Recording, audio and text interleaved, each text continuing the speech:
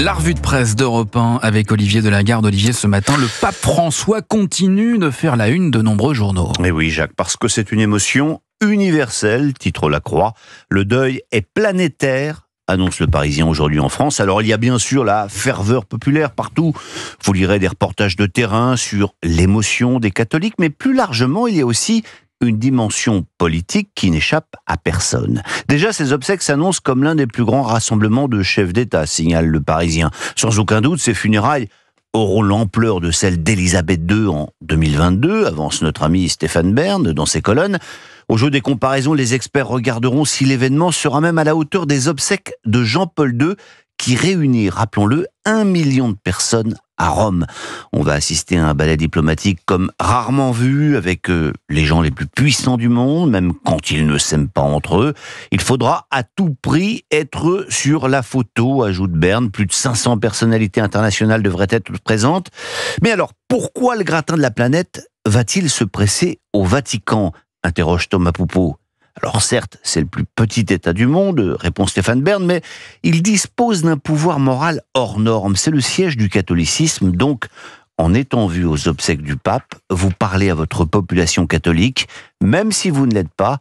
D'ailleurs, les deux premiers à avoir annoncé leur venue samedi sont Donald Trump, protestant, et Emmanuel Macron, le chantre de la laïcité. Obsèque très politique, Olivier, pour un pape finalement très politique aussi. Oui, osons le dire, très à gauche. Le Figaro consacre d'ailleurs un long papier à l'hommage appuyé de la gauche française à ce pape. François Hollande, qui était pourtant jugé par le Saint-Père lui-même épouvantable, nous rappelait La Croix hier. François Hollande, par rancunier, lui rend un vibrant hommage. Et puis ces derniers mois, c'est surtout Jean-Luc Mélenchon qui le citait à tout bout de champ, rappelle le journal, affirmant que le pape est sur la même position que nous lorsqu'il faut défendre la cause palestinienne. Et le Figaro de citer encore Marine Tondelier, Olivier Faure, pour autant de contributions qui sont toutes beaucoup plus politiques que personnelles. Non, la vraie surprise, c'est dans La Croix que vous la trouverez. Sous le titre « Le pape qui a su réconcilier des non-croyants avec l'Église », le journal a recueilli la confession de Cécile Duflot, l'ancienne patronne des Verts, ancienne ministre du Logement, aujourd'hui à la tête de l'association Oxfam France. Elle déclare que grâce à François, elle a renoué avec l'Église catholique. Je m'en étais progressivement et totalement éloigné à la fin des années 80, confie-t-elle. Je jugeais que l'institution était trop conservatrice. En m'adressant un signe de l'autre côté du torrent, déclare-t-elle, François, que je n'ai jamais rencontré en personne, m'a signifié que je faisais encore partie de la famille. À la suite de Laudato Si, Cécile Duflot raconte avoir même remis les pieds pour la première fois depuis longtemps dans des lieux catholiques, et depuis, au grand étonnement de tout mon entourage, confie-t-elle encore, j'ai bien plus de facilité à parler de ma foi, à assumer mon baptême, miracle au pays de Sandrine Rousseau. Est-ce à dire que François est encensé partout ? Eh bien non, Jacques.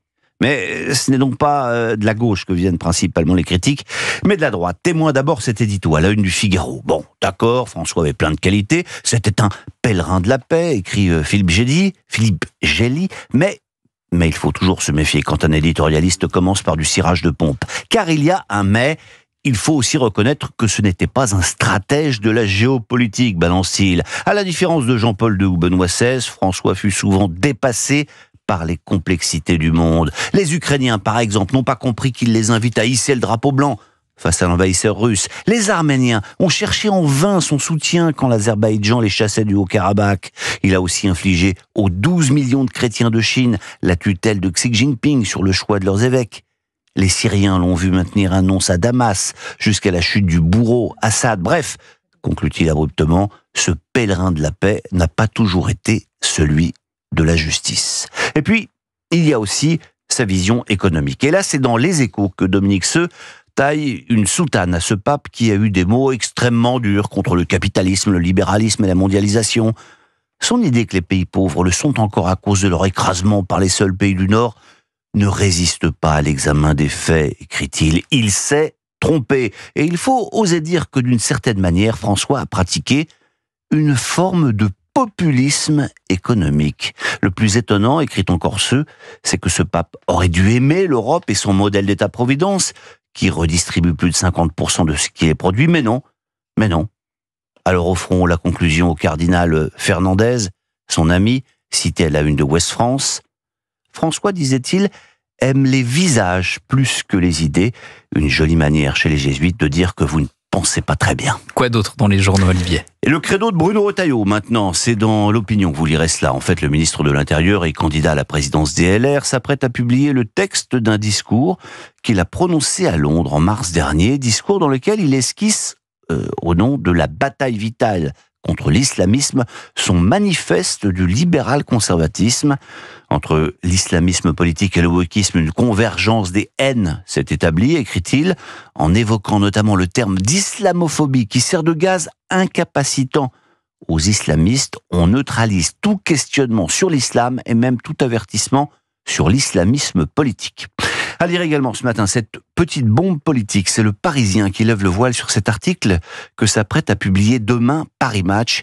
Il s'agit du témoignage de la fille de François Bayrou. Elle raconte, plus de 30 ans après les faits, qu'elle a été victime, elle aussi, de violences de la part d'un prêtre lors d'un camp d'été lorsqu'elle était élève de l'école Bétarame. Un soir, alors qu'on déballe nos sacs de couchage, le père Lartiguet me saisit tout d'un coup par les cheveux, il me traîne au sol sur plusieurs mètres et me roue de coups de poing et de coups de pied.